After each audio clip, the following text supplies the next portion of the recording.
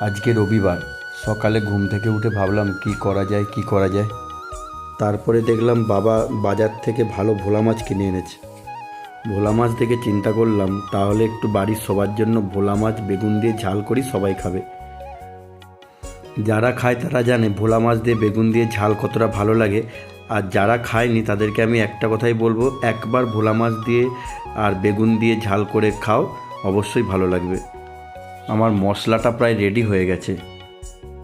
এবার মাছগুলো আমি তুলে দেবো একটু পরে।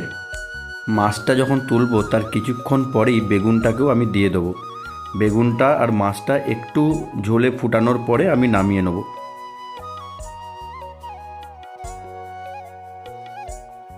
ভোলা মাছ আর বেগুন দিয়ে ঝাল আমার রেডি হয়ে গেছে।